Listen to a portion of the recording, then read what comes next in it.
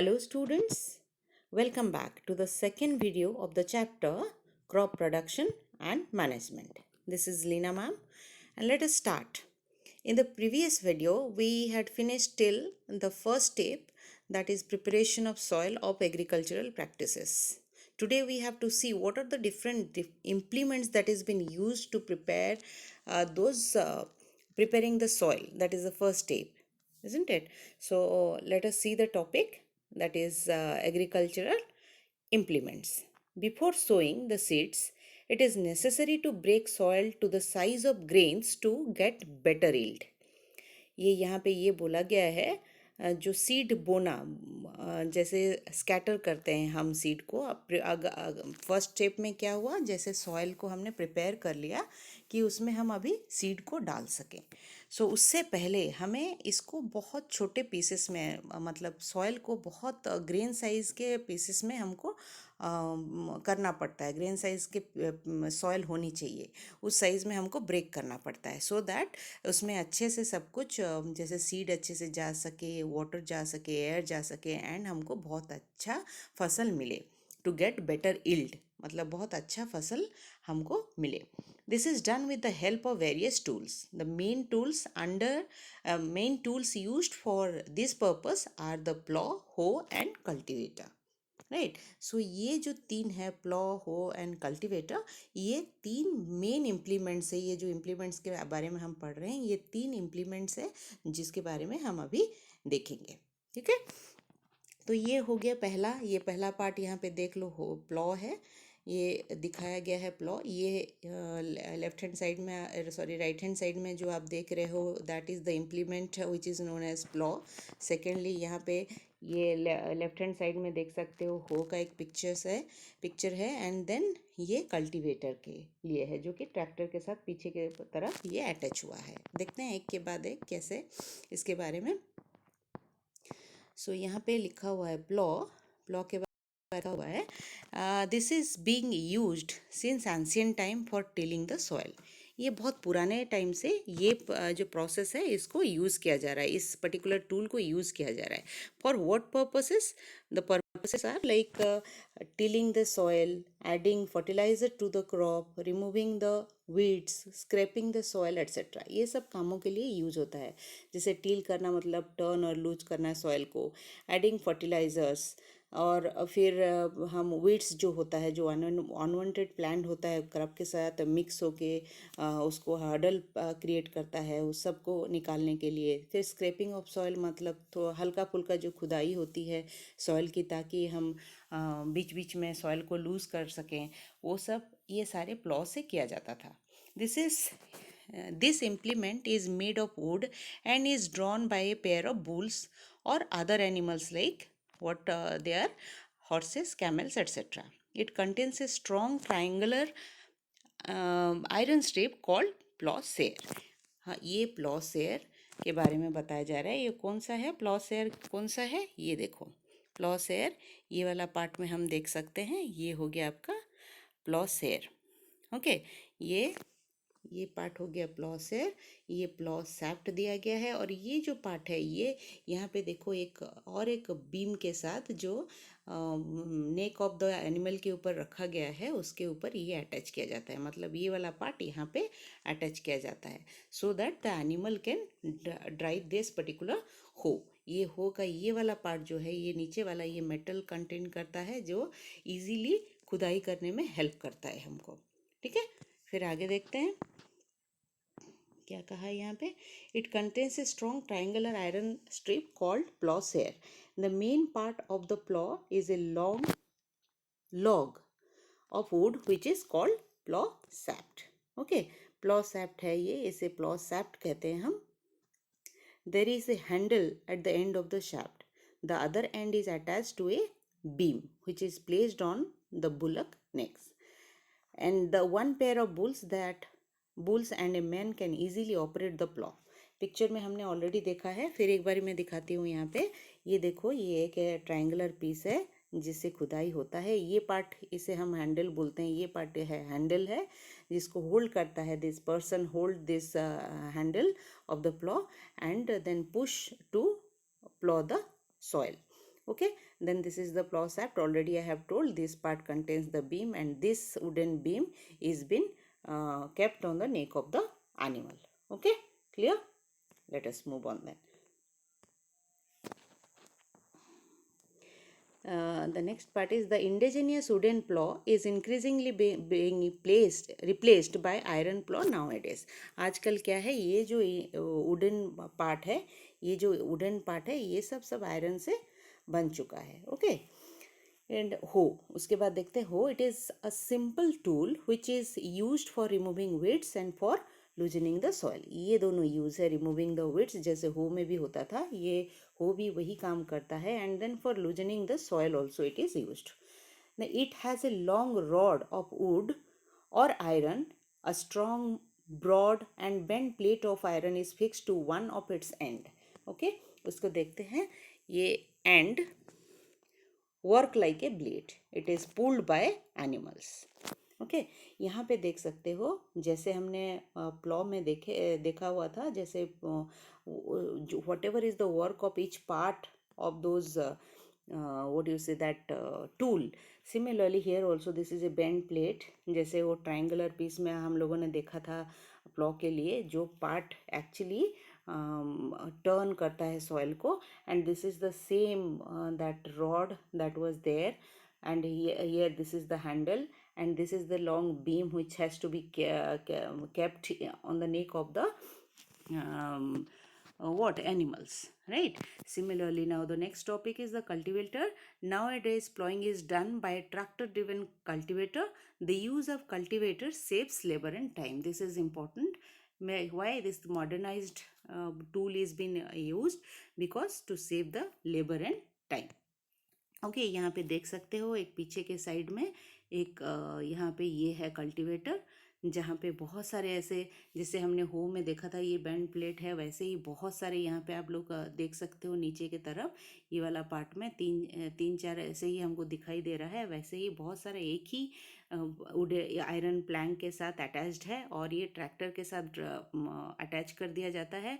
And उसकी क्या बोलते हैं, खुदाई किया जाता है फील्ड का, तो उससे बहुत इजीली हो जाता है. एंड इससे हमें जो लेबर का चार्ज जो है वो कम हो जाता है. एंड देन टाइम भी बहुत कम लेता है, बिकॉज एक ही टाइम में बहुत सारा एरिया ये कवर करता है. Okay, that's all for your the first step. Okay, the next part is sowing.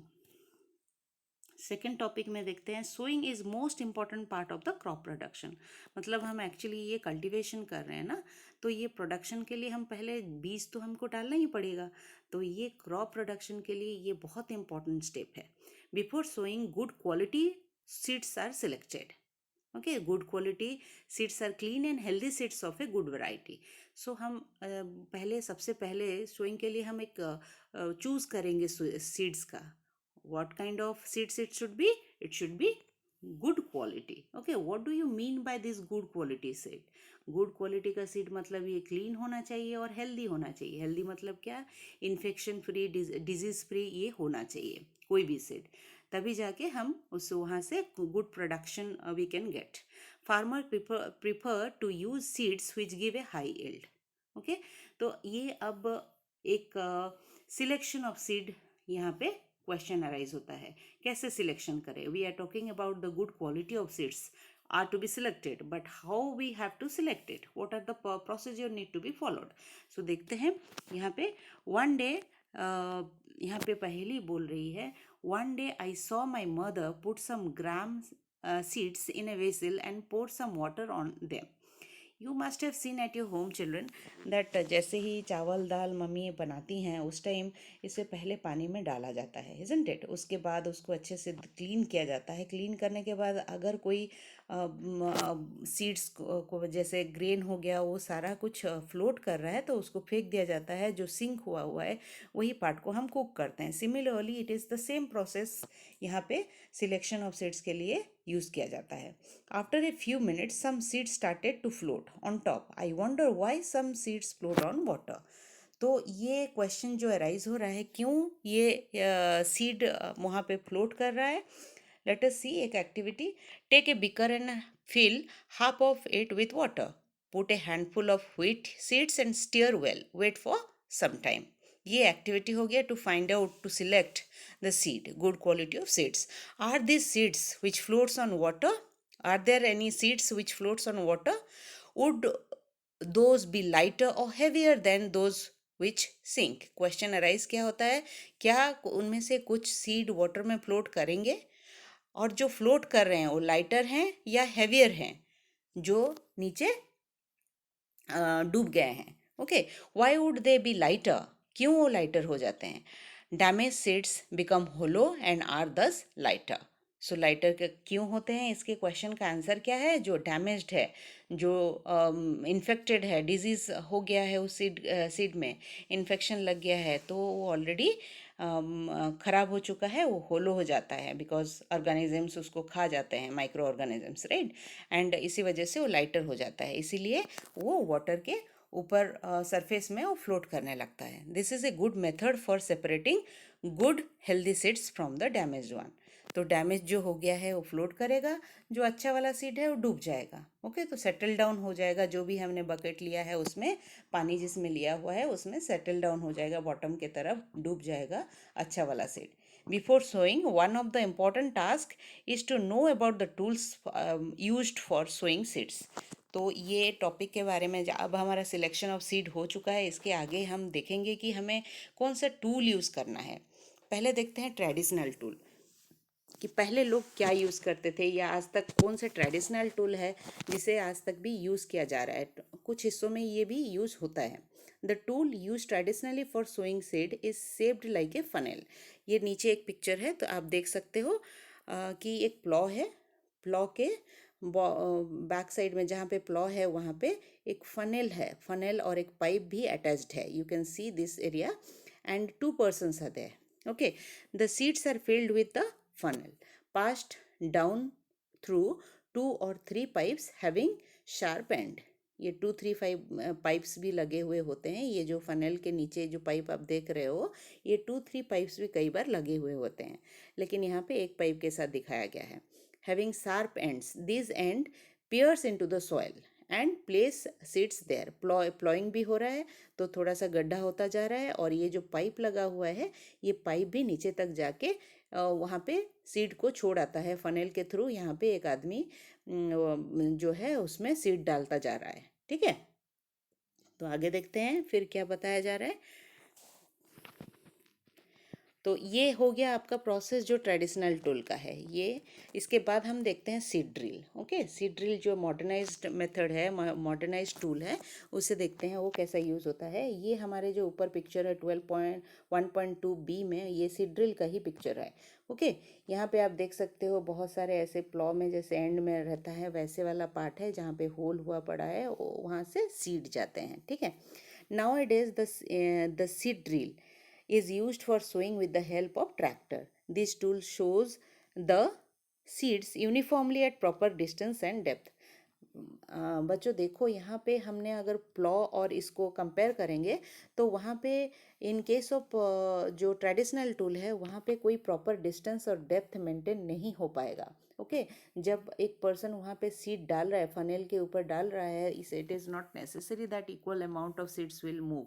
Okay, और यूनिफॉर्म होगा ये भी ज़रूरी नहीं है, क्योंकि ये मशीन के थ्रू है. Particular whole amount of hole is there and that ensure that proper amount of seeds is been distributed. तो ये बड़ा एडवांटेज हो गया. Uniformly at a proper distance, sorry one more time, uniformly at proper distances and depth में ये डलता है.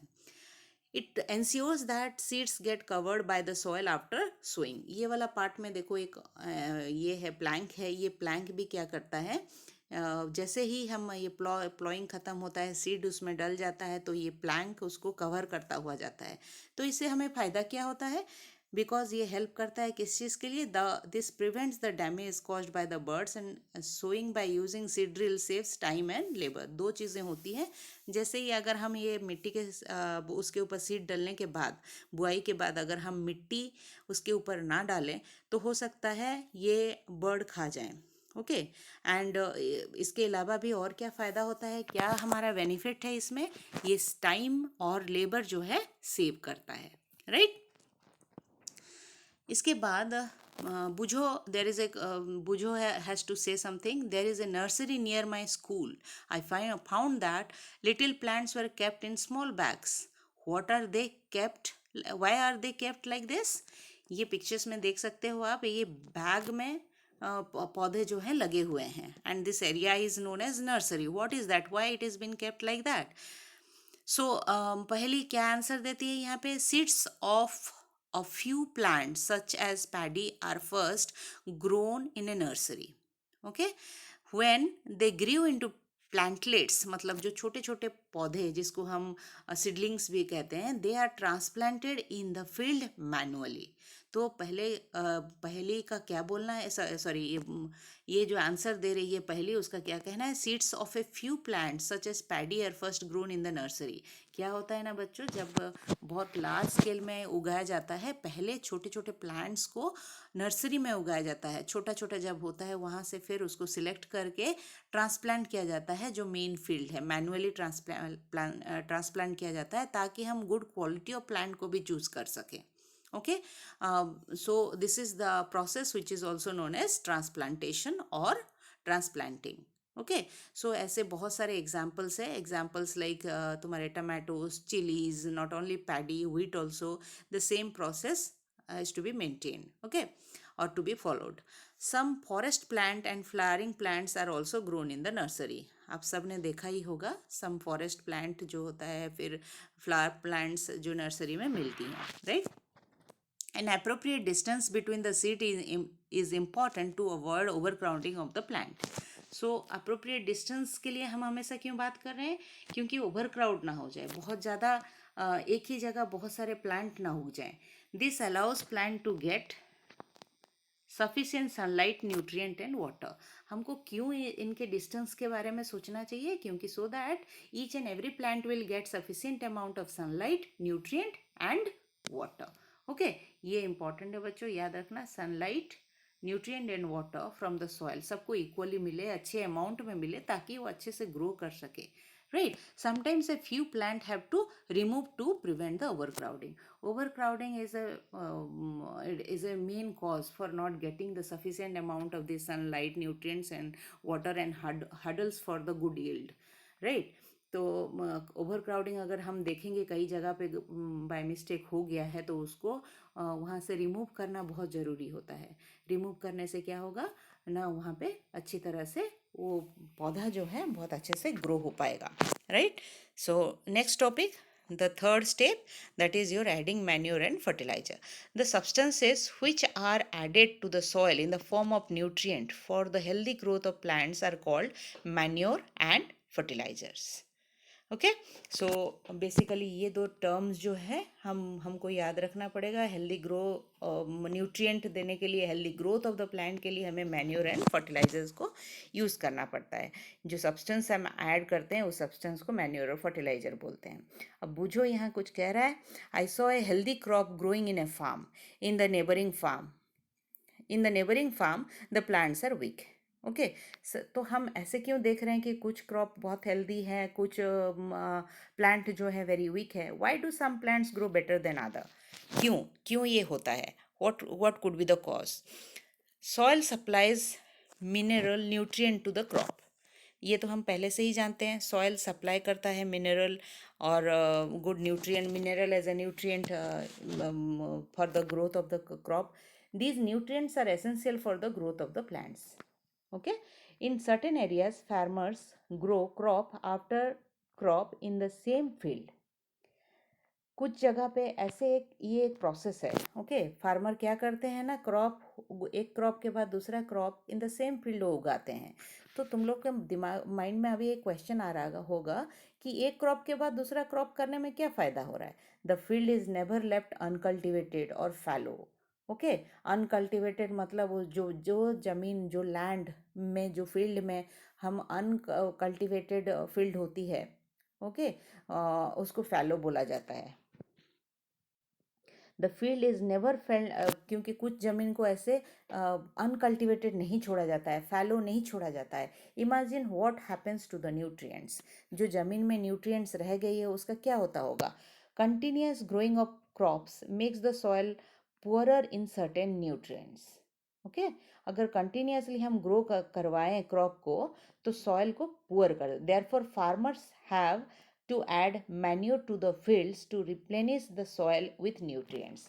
अगर एक के बाद कंटिन्यूअसली हम क्रॉप ग्रो करते जाएंगे एक ही ज़मीन पे विदाउट एडिंग एनी न्यूट्रिएंट्स, तो what will happen, the nutrient which is already existing in that particular soil, one day it is going to finish, so the soil quality will becomes poorer. तो farmer इसी वजह से क्या करते हैं, manure add करते हैं ताकि सॉइल में फिर से न्यूट्रिएंट वापस आए. This process is called as manuring. जब फार्मर न्यूट्रिएंट ऐड करते हैं उस फील्ड में, उस सॉइल में, उस लैंड में बिफोर कल्टीवेशन, तो उसमें क्या होता है, इस प्रोसेस को हम बोलते हैं मैन्योरिंग. ओके. इम्प्रॉपर और इनसफिशिएंट मैन्योरिंग रिजल्ट से वीक प्लांट. जहाँ अगर उस कोई भी ज़मीन पे अगर सफिशिएंट अमाउंट ऑफ मैन्योर नहीं होगा तो प्लांट जरूर वीक होंगे. Manure is an organic substance obtained from the decomposition of the plant or waste, animal wastes.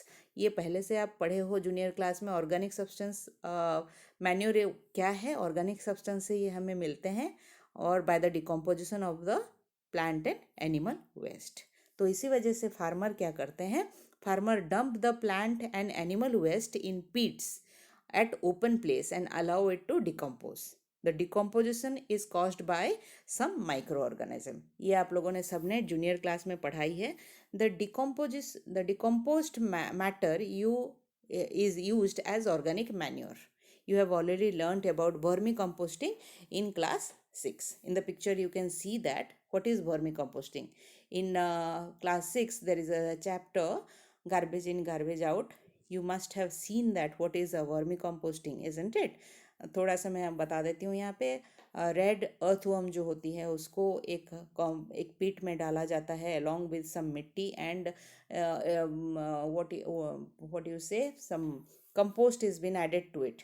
Compost क्या होती है, जैसे ऑर्गेनिक सब्सटेंसेस हमने कहा, जो घर के पील्स हो गए, जितने भी सब्जियों के पील्स हो गए, एनिमल वेस्ट हो गया, कोई प्लांट है आपके गार्डन में तो उसके पत्ते हो गए, ये सारे एक जगह डंप किया जाता है, उसमें मिट्टी डाला जाता है, उसके उसके साथ कुछ रेड अर्थवर्म को छोड़ा जाता है. ओके. एंड दिस प्रोसेस, ये तो हम जानबूझ के बना कर रहे हैं. This process is known as, ये is the process is known as vermicomposting, right. Now एक एक्टिविटी देखते हैं. एक्टिविटी 1.2 में क्या हुआ है, टेक मूंग और gram seeds and germinate them, select 3 equal size seedlings out of this. Okay. Now take 3 empty glasses और similar vessels, mark them ABC. एक साइज का 3 वेसल्स हमें लेना है, जैसे ग्लास हो गया या कोई दूसरा भी बर्तन होने से चलेगा, उसको मार्क करना है A, B एंड C में. 2 glass A and add little amount of soil, mix little cow dung manure. Okay. Then in glass B, A में याद रखोगे आप काउ डंक मिलाया गया है. In glass B put some amount of soil mix with little urea. Second में हमने urea डाला. Take the same amount of soil in glass C without adding anything. तो सी में कुछ नहीं डालना है. Okay. Now pour the same amount of water in each glass and plant the seedling in them. एक size के हमने 3 plant पहले लिए थे, ठीक है, याद रखा है ना, पहले से स्टार्टिंग इज दैट. तो ये मूंग या ग्राम सीड्स की जर्मिनेट किया हुआ है. तो उसके बाद हमने उसको वहाँ पे उस तीनों पॉट में डाल दिया ABC में. Keep them in a safe place and water them daily after 7 to 10 days. Observe their growth. यहाँ पिक्चर में आप देख सकते हो, ये आपका ऑब्जर्वेशन है. एक्सपेरिमेंट करने के बाद 7 दिन के बाद आप देखोगे. यहाँ पे क्या देख रहे हो आप डायग्राम में, बहुत अच्छे, ये जो पिक्चर है उसमें अच्छे से देखो. यहाँ ए में कुछ पौधे हुए हैं, कुछ प्लांट्स हैं, बी में बहुत अच्छे से हैं, सी में उससे कम है. सो सबसे बेस्ट कहाँ पे हुआ है, in case of B, then A, then C. Okay. So let us see. Did all in all the glasses grow at same pace. एक ही स्पीड से क्या बढ़ा है. which glass which glass showed better growth of plant, in which glass was the fastest. तो हम ये तीनों देखने के बाद अब हम क्या बोल सकते हैं, क्या सब एक स्पीड में बढ़े हैं, नहीं. एक ही प्लांट है, एक ही व्हाट यू से जर्मिनेटेड सीड्स हैं, उसमें हमने डाले थे, लेकिन एक जैसा ग्रोथ नहीं हुआ है। सबसे अच्छा किस में हुआ है? बी में हुआ है। So fertilizers are chemical substances which are rich in a particular nutrient. How are this different from manure? कैसे ये मैन्योर से अलग हुआ? ए है ऑर्गेनिक सब्सटेंस से बना हुआ मैन्योर, बी में डाला था हमने फर्टिलाइजर दैट इज यूरिया, और सी में कुछ नहीं डाला था। Fertilisers are produced in factory. Some example of fertilisers are, यहाँ पे कुछ एग्जाम्पल्स दिए हुए हैं, ये देख सकते हो। ये क्या है? Urea, ammonium phosphate sulphate, super phosphate, potash, NPK. NPK क्या है? Nitrogen, phosphorus and potassium. The use of fertilizers has helped farmers to get better yield of crops such as wheat, paddy and maize. ओके, ये fertiliser का use करने से हमें बहुत अच्छी प्रोडक्शन भी होती है, but excessive use of fertiliser has made the soil less fertile. Excessive हम नहीं यूज़ कर सकते क्योंकि some specific nutrient is required for specific crop, that we for that reason we have to add fertiliser. लेकिन हम access, बहुत अच्छी production होगा यही सोच के हम बहुत एक्सेस यूज़ नहीं कर सकते। इसके वजह से क्या होगा? सॉइल बिकम लेस फर्टाइल, और लेस फर्टाइल होने से हमारी ग्रोथ ऐसे भी अच्छी नहीं होगी। ओके, फिर fertilisers have also become a source of water pollution. ये तो हम बहुत जूनियर क्लासेस से पढ़ते आए हैं। ये सोर्स ऑफ वाटर पॉल्यूशन है क्योंकि जो एक्सेस है वाटर के साथ during the rainy season, water के साथ, रेन वाटर के साथ ये बह के जाके वाटर बॉडीज में ऐड हो जाता है, which causes water pollution. Therefore in order to maintain the fertility of the soil, we have to substitute fertilizers by organic manure or leave the field uncultivated in between two crop. तो हम अगर maintain करना है, हमें fertility of the soil का जो fertility है उसको मेंटेन करना है, तो हमें क्या करना पड़ेगा? We have to substitute fertiliser by, उसके फर्टिलाइज़र की जगह पे ऑर्गेनिक मैन्योर उनको ऐड करना है, और हम उसको 1-2 साल के लिए बीच में हम फील्ड को अनकल्टिवेटेड छोड़ देना है। बिटवीन टू क्रॉप मीन्स इस साल एक क्रॉप हमने कर लिया, फिर हमें फील्ड को छोड़ देना है, फिर और एक क्रॉप ग्रो करना है। ठीक है। The use of manure improve soil texture as well as the water retaining capacity. ये हमें क्या फ़ायदा देती है? जो हमने कहा मैन्योर को ऐड करना है, तो ये क्या हेल्प करता है? सॉइल टेक्सचर को इम्प्रूव करता है, as well as water retaining capacity, मतलब वाटर को होल्ड करने की कैपेसिटी को बढ़ा देता है। It replenishes the soil with all nutrient. So ultimately क्या करता है? It replenishes the soil with all nutrients. So ये याद रखना है। Another method of replenishing the soil with nutrient is through crop rotation. So ये भी एक बहुत important process है जिसमें क्या होता है? सॉइल को न्यूट्रिएंट ऐड किया जा सकता है। कैसे? This can be done by growing different crop alternatively.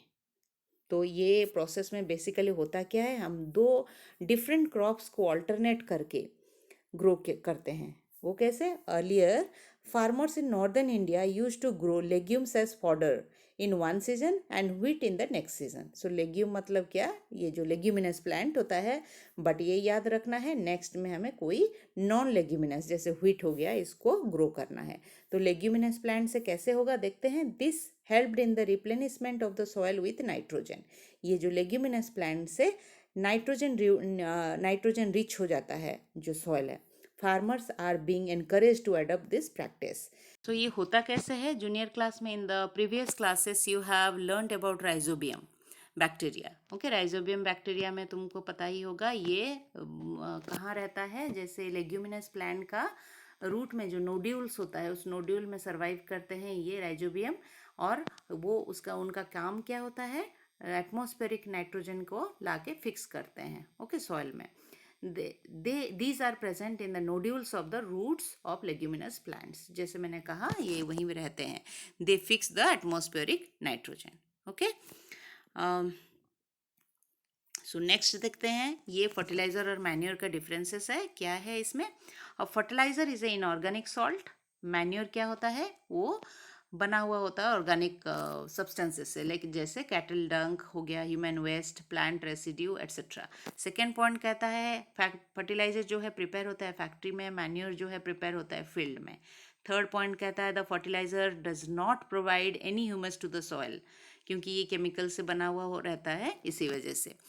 And manure it provides a lot of humus to the soil. Fourth point कहता है fertilisers are very rich in plant nutrient like nitrogen, phosphorus and potassium. ये तो हमने पढ़ा ही है। Fertiliser एक specific nutrient को rich करता है, आई मीन एक स्पेसिफिक न्यूट्रिएंट को प्रोवाइड करता है to the for the development of the crop. Manure is relatively less rich in plant nutrient. Okay, ये जो टेबल में है इसको याद करोगे बच्चों आप सब। फर्टिलाइजर और मैन्योर के डिफरेंस वेरी इंपॉर्टेंट। ओके, अब देखते हैं what is the advantage of manure. The organic manure is consider better than fertiliser. Organic manure को हम ज़्यादा प्रीफर करते हैं, क्यों? Because it enhances the water holding capacity of the soil. ये सारे पॉइंट्स हम पहले भी पढ़ चुके हैं, लेकिन एक ही जगह पे अच्छे से दिया गया है। तो क्या क्या एडवांटेज है याद रखोगे इसको। ये वाटर होल्डिंग कैपेसिटी को बढ़ाता है। उसके अलावा क्या, it makes the soil porous due to which exchange of gases becomes easy. Okay, then it increases the number of friendly microbes, जो कि फार्मर के फ्रेंड होते हैं। हम बहुत पहले ये जूनियर क्लासेस में पढ़ चुके हैं। It improves the texture of the soil. So ये सारे बेनिफिट्स होते हैं मैन्योर के। सो बच्चों यहाँ तक बहुत अच्छे से क्लियरली पढ़ोगे। ये सारे कुछ क्वेश्चन मैंने दिए हैं, ये सारे क्वेश्चंस को रफ नोटबुक में लिखो और any doubt you can ask me. Okay, see you in the next video. Till then study well, bye bye.